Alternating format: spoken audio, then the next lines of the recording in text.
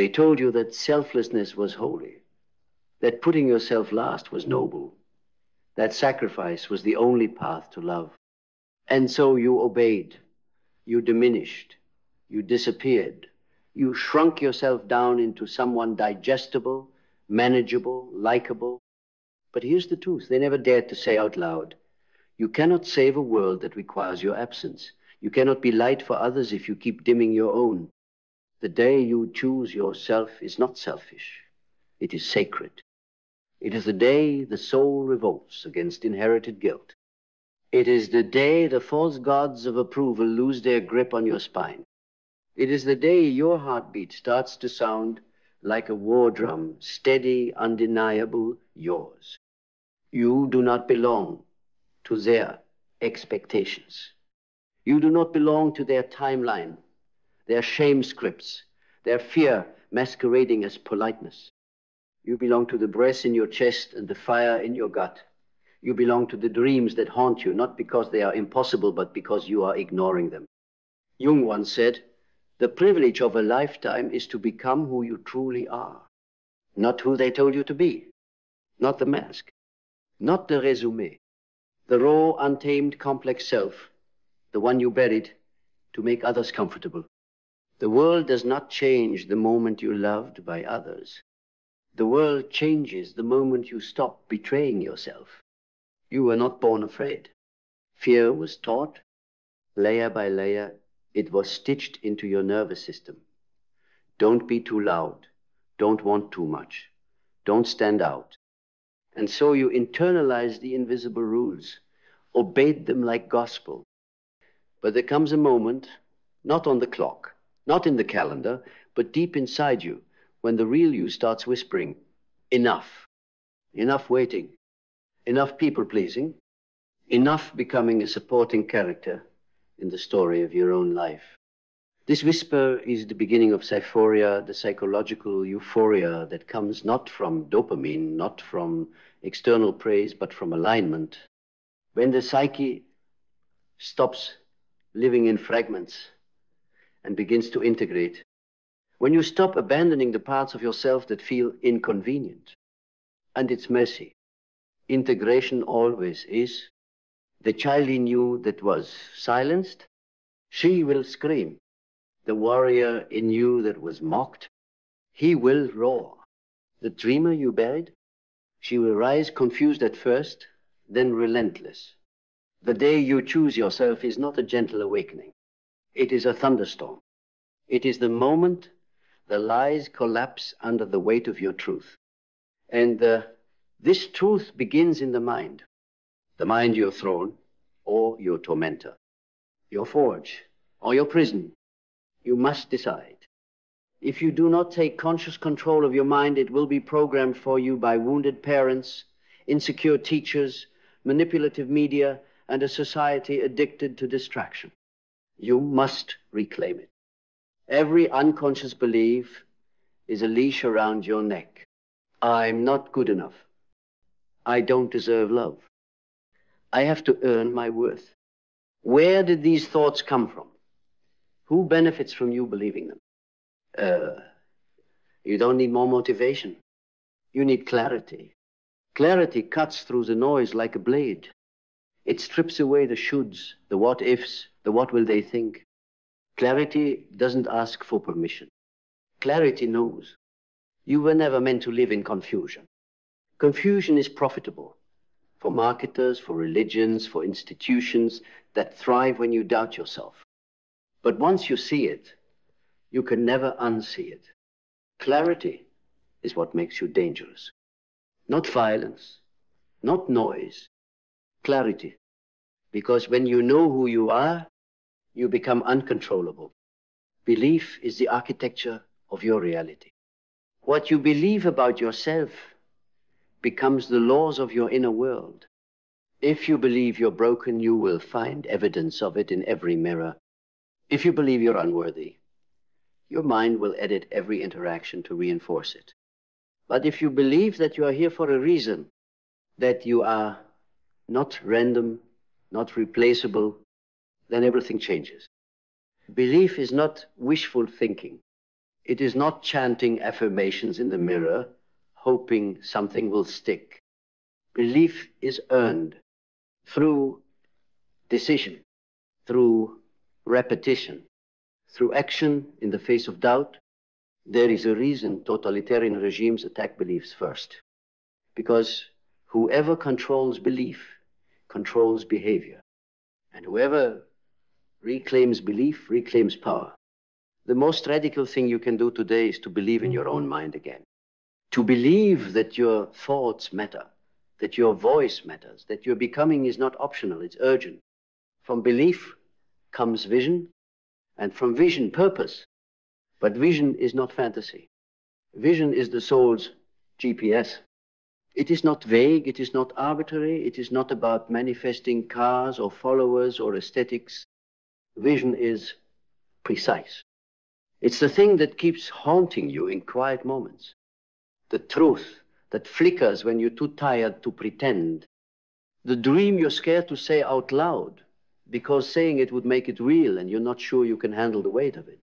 But here's the truth. If it's in you, it's for you. The vision didn't choose your neighbor. It chose you. It speaks your language. It moves through your hands. It rises in your chest every time you try to walk away. Don't walk away. It's time to turn toward it. Not tomorrow. Now. Discipline is not punishment. It is not a chore. It is not the enemy of freedom. It is the path to freedom. The undisciplined mind is a slave to impulse, to emotion, to the opinions of others. The disciplined mind is sovereign. And sovereignty is not about control over others, it's about mastery over self. You cannot build anything sacred, anything eternal, on chaos. You must build on rhythm, on ritual, on devotion. Discipline is a declaration. I am no longer at the mercy of my past self. I am building a future I won't need to escape from. Discipline shows up when motivation doesn't. Discipline carries you through the valley of resistance. Discipline turns someday into now. So rise before the sun if you must. Write the book even when it scares you. Say no even when your hands shake. Discipline is your compass in the storm, follow it. And then act. Action is where the soul breathes, where the mind is tested, where your beliefs meet resistance and either shatter or sharpen.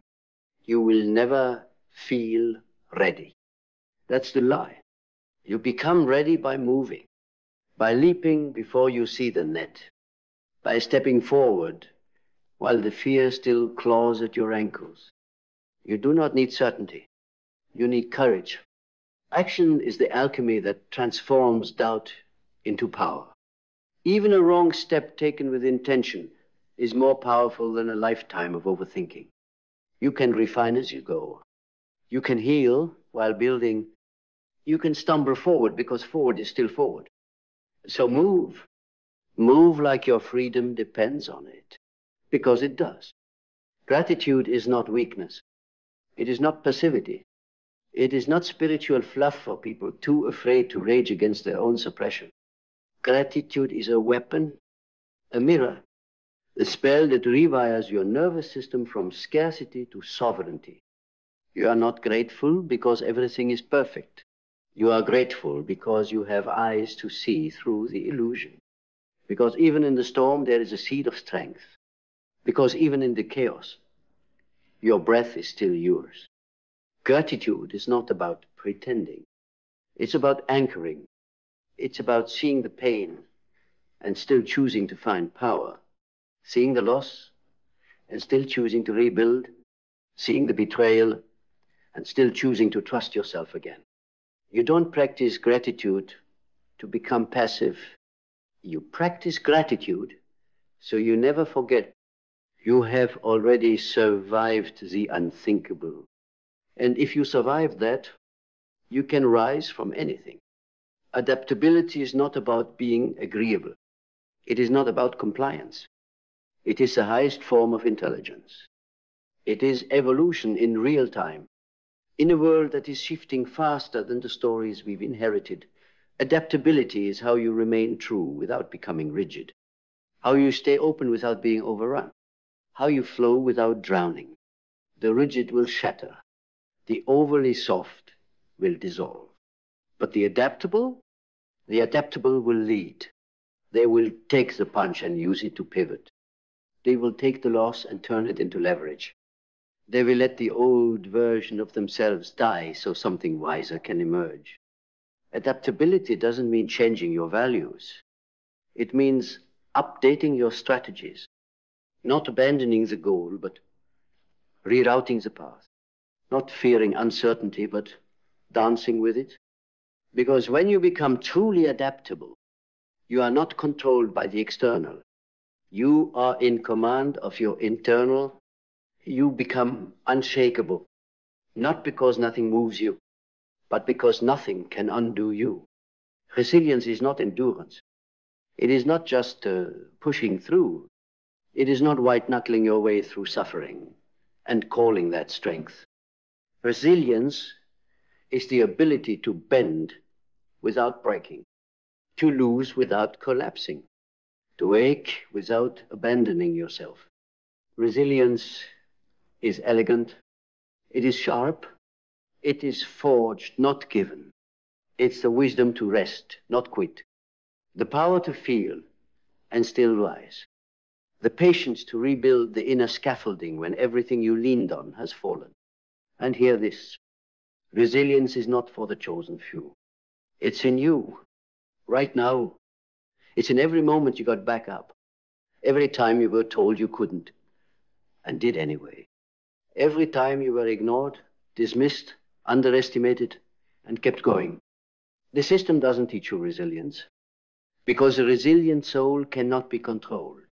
It cannot be bribed with likes, numbed with noise, or imprisoned by fear. Resilience makes you dangerous, because it means you are not defined by what happened to you, but by what you did with it.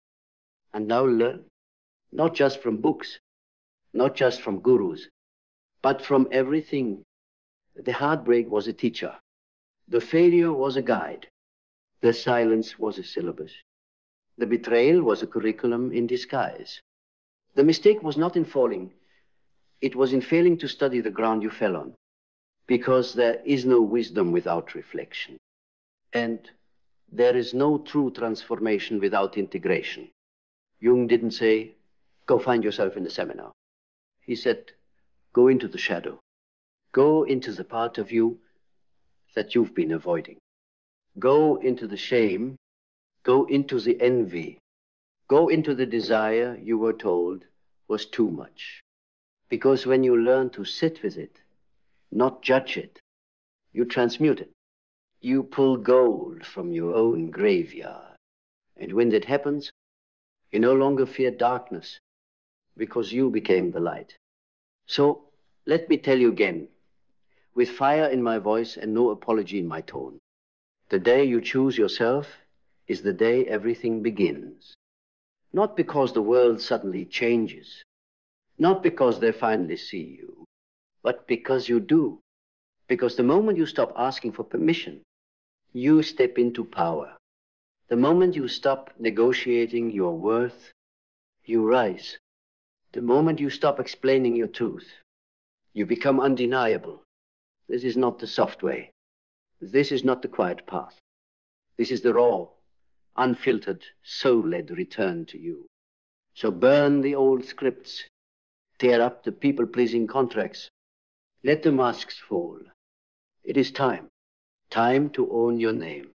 Time to honor your edge.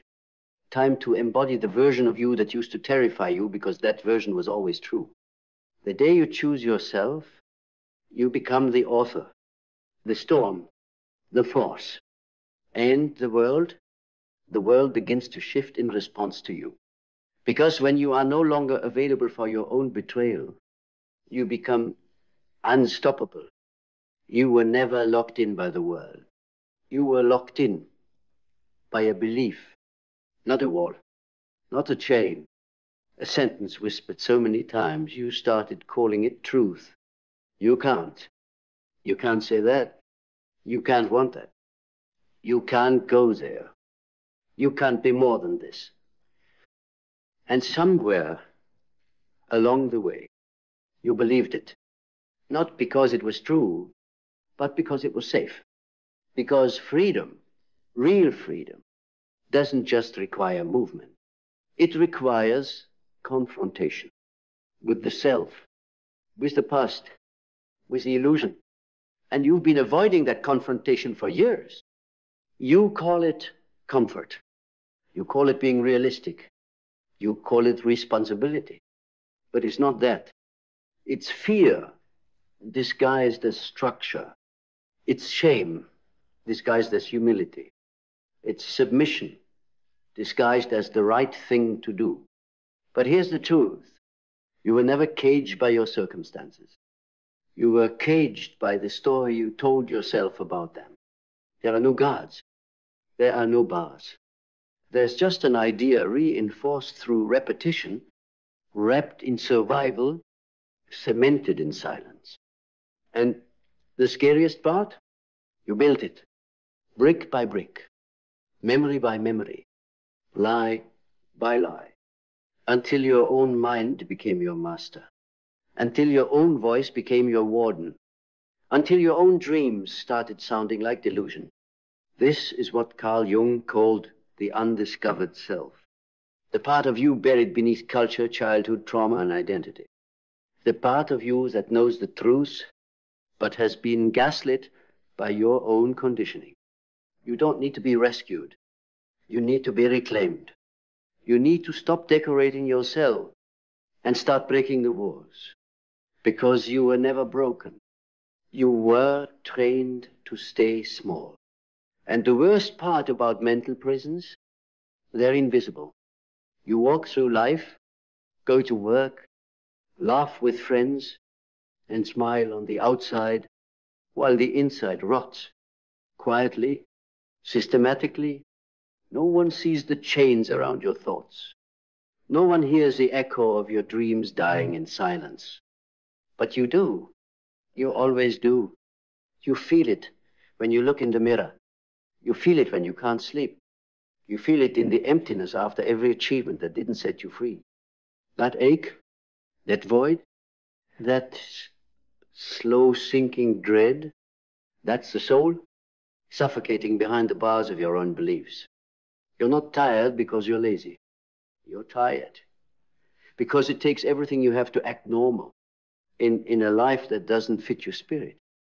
This is where Syphoria begins. That sacred moment of psychological dissonance when you finally realize the system you're trapped in was built by you. And it doesn't make you a failure. It makes you ready. Ready to unlearn. Ready to unhook. Ready to disobey the scripts that were handed down like family heirlooms. You see, we inherit more than genes. We inherit mental cages. We inherit silence. We inherit guilt for wanting more. But your job is not to repeat the lineage. Your job is to liberate it. You do not honor your ancestors by staying broken.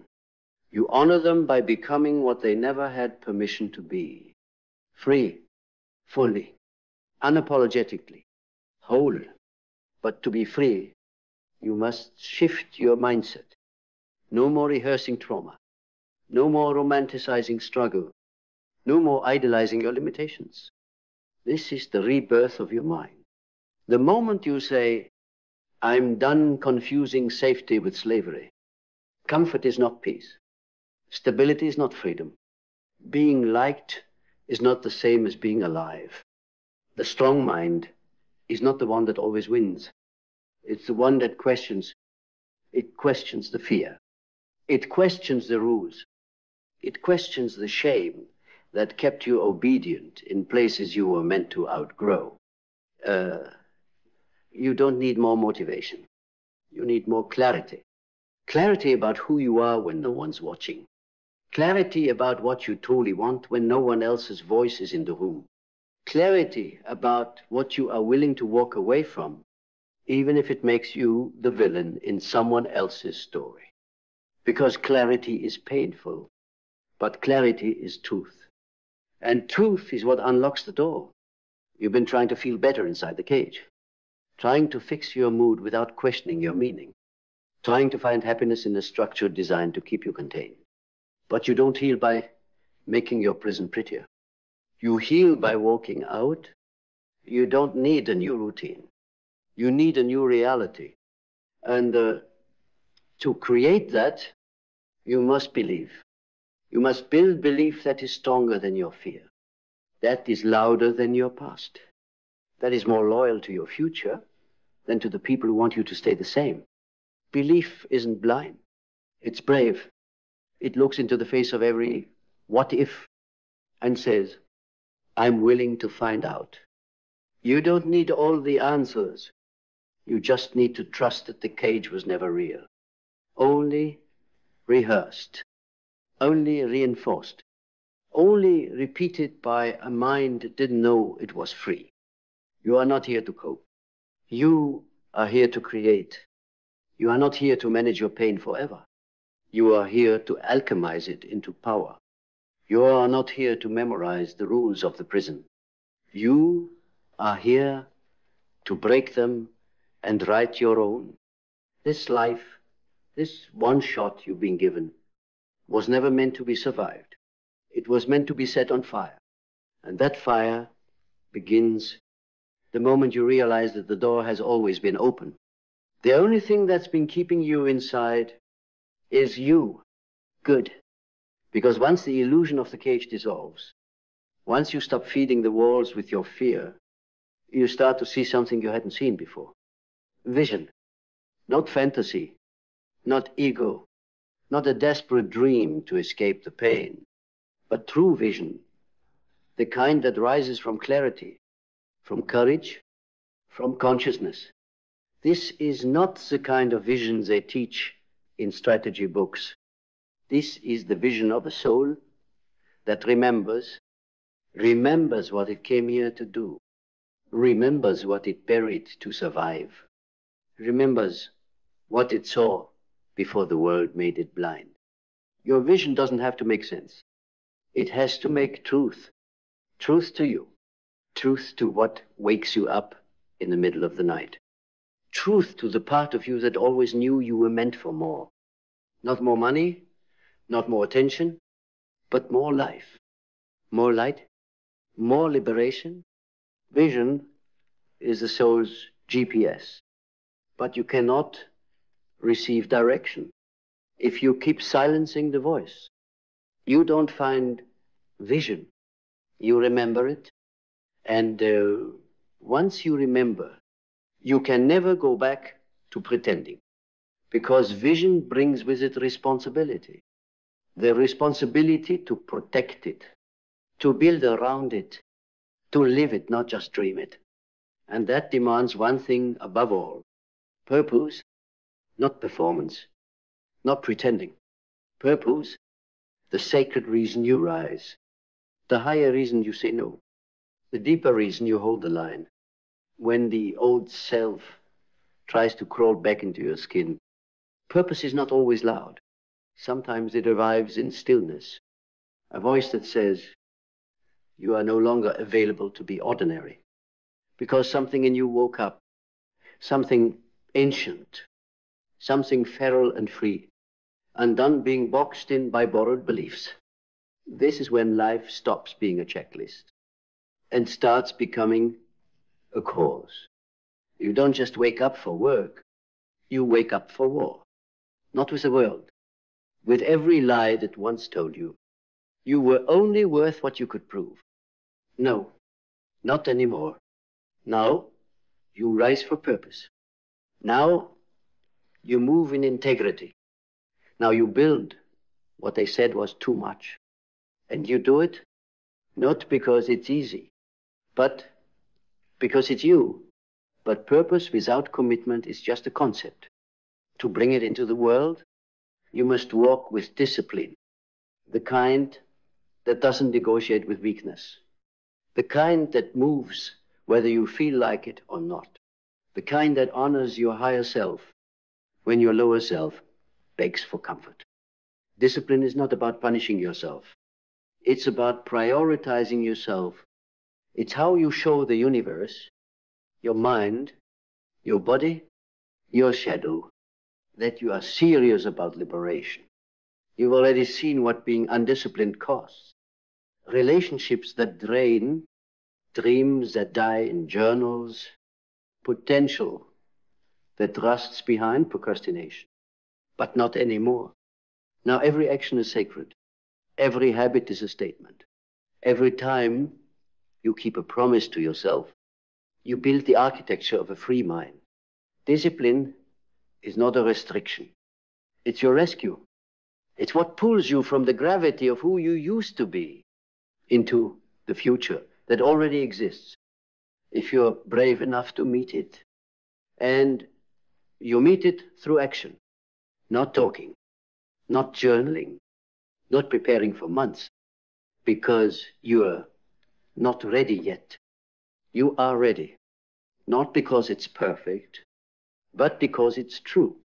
Every time you take a step, you chip away at the illusion of limitation. Every time you speak your truth, you rip one more brick out of the wall. Every time you do what your fear told you not to, you walk one step closer to the open field. Action makes it real. Action gives your soul evidence. It tells the deepest part of you, we're not prisoners anymore. And that part of you begins to believe. And when belief and behavior align, your life becomes undeniable. Not because it's loud, but because it's rooted.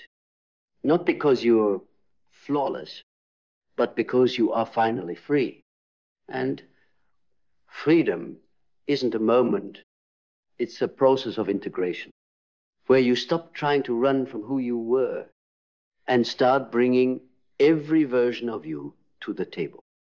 The wounded one, the confused one, the one who stayed too long, the one who left too soon, the one who sabotaged, the one who survived.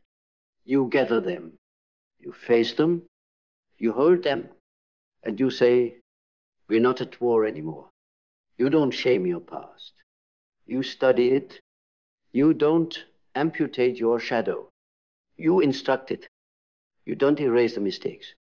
You elevate them into medicine, into mastery, into memory that now serves rather than enslaves. This is how the prison dissolves. Not by destroying your past, but by finally choosing to integrate it into power. And when you've done that, when you've made peace with your paradox, when you no longer fear being misunderstood, you step into your final truth. You were never trapped. You were trained to believe you were. Trained by trauma, trained by fear, trained by silence, trained by survival. But the training ends when awareness begins. The lie ends when embodiment begins. And the real you, the one behind the eyes, the one you haven't seen since before, they gave you a name. That you was never behind bars, only behind beliefs. And now the walls are gone. Now the door is open. Now the keys were in your hand the whole time. Now the warden sits beside you and says, thank you. I was only keeping you here because you asked me to. You rise. You breathe. You step forward. Not fast. Not loud. Not perfect. But free. Because the real prison was never made of steel. It was made of silence. And you just broke it. Forever.